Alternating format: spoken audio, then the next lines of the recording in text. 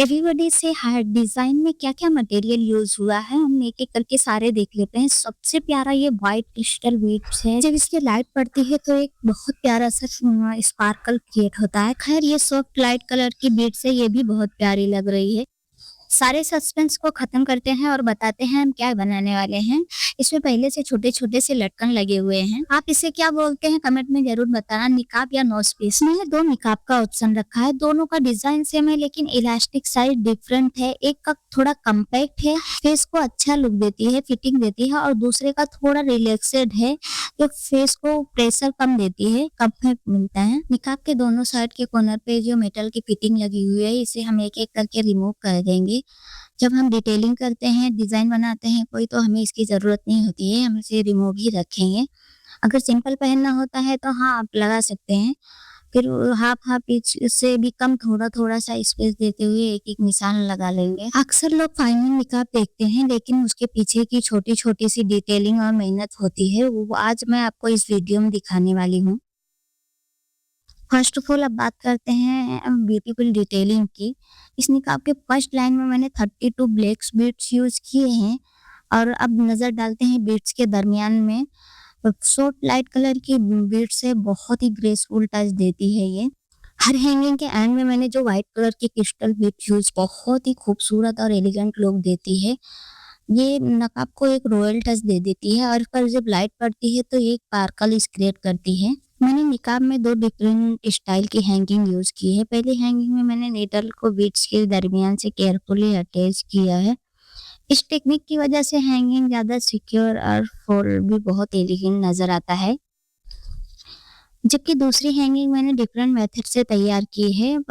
First वाली तो थोड़ी ईजी नहीं है, बस सेकंड वाली बहुत ही ईजी है। फर्स्ट वाले में नीडल को बीड्स के दरमियान से पास करना होता है, वो थोड़ी ईजी नहीं होती है। सेकंड वाला ईजी है। पर्सनली बात करूँ जो मुझे दोनों ही स्टाइल और कॉम्बिनेशन बहुत ही पसंद आया है। एक तरफ डेलिकेटेड डिटेलिंग है और दूसरी तरफ सॉफ्ट फ्लोइंग लुक है।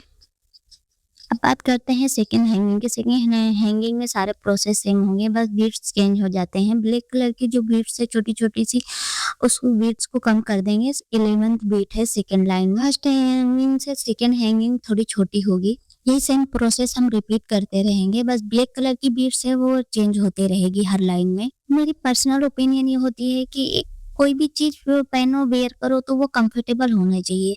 खूबसूरत होने के साथ-साथ कंफर्टेबल होता है तो पहनने में वो लाइट वेट लगे, ऐसा होना चाहिए कोई भी चीज़। अगर सिंपल नकाब पे भी ये वेयर करो तो बहुत ही लाइट वेटेड है और फैंसी है। बस देखने में ये इतना हेवी सा लुक दे रहा है पर लाइट वेटेड बहुत है। अगर सिंपल नकाब रहता है तो उस इस हैंगिंग में भी सेम प्रोसेस है। 11th बीड्स यूज़ की हूँ। सेकंड हैंगिंग में जो है वही सेम प्रोसेस है ये भी। मैंने एक बहुत सिंपल सा अबाया बाय किया था तो मैंने सोचा क्यों ना मैं नोज़ पीस को थोड़ा हेवी सा लुक दे दिया जाए। क्योंकि वो एक हैंडमेड डिज़ाइन रहेगी तो दोनों का कॉम्बिनेशन बहुत अच्छा निखर ये दिखने में ऐसी है बट बनाने में बहुत ही ईज़ी है। आप भी इसे बहुत ही ईज़िली बना सकते हैं घर पे। थर्ड हैंगिंग में मैंने टोटल 24 ब्लैक बीड्स यूज़ किए हैं। वैसे मुझे आपकी ओपिनियन भी जानना है। अगर आप इस नकाब को नाम देना चाहते हैं तो आप क्या नाम देंगे? क्रिस्टल एलिगेंस या मिडल ब्यूटी या फिर कुछ और? कमेंट में ज़रूर बताइएगा। हैंडवर्क के काम में पेशेंस और टाइम दोनों ही लगता है।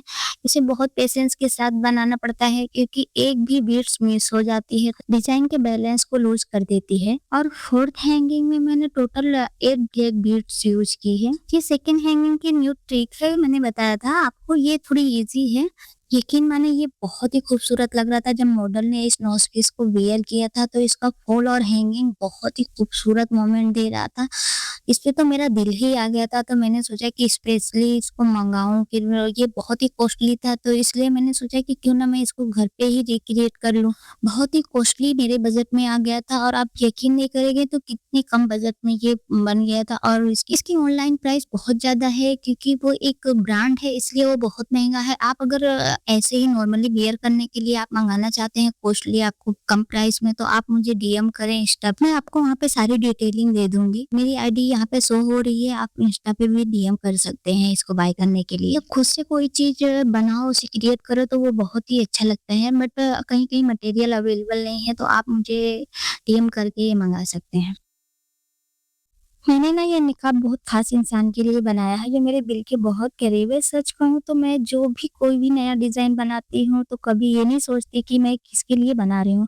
क्योंकि जब आप पहले से पता होता है, मेरे ज़हन में हमेशा एक ही शख़्स होता है और मेरा ज़्यादातर नहीं बल्कि सारे डिज़ाइन बस उसी के लिए होते हैं। अब मुझे तो ये नकाब बहुत पसंद आया है, लेकिन जिसके लिए मैंने बनाया है, उसे कैसा लगता है ये उससे पूछते हैं। अरे वाह आपकी, ये मेरे लिए है। आप ना हर दफ़ा मुझे किसी न किसी चीज़ से सरप्राइज़ कर देती हैं। सच बताऊँ, मुझे बिल्कुल उम्मीद नहीं थी कि आप मेरे लिए इतना प्यारा निकाब बना रही हैं।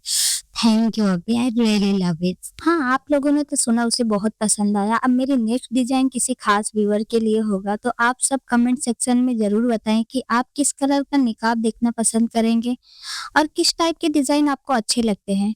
मैं आप लोगों के सजेशन वेट करूँगी और हो सकता है मेरी नेक्स्ट क्रिएशन आप में से किसी एक की चॉइस पर बेस हो। और अगर आपको इस तरह के हैंडमेड डिज़ाइन पसंद आते हैं, तो please don't forget like, share, subscribe, bell icon press करना बिल्कुल मत भूलिए। Thank you so much for watching. मिलते हैं नेक्स्ट वीडियो में एक और ब्यूटीफुल हैंडमेड क्रिएशन के साथ। अल्लाह हाफिज़ और अपना बहुत सारा ख्याल रखें और दुआओं में याद रखें और इसी तरह की यूनिक डिज़ाइन देखते रहें।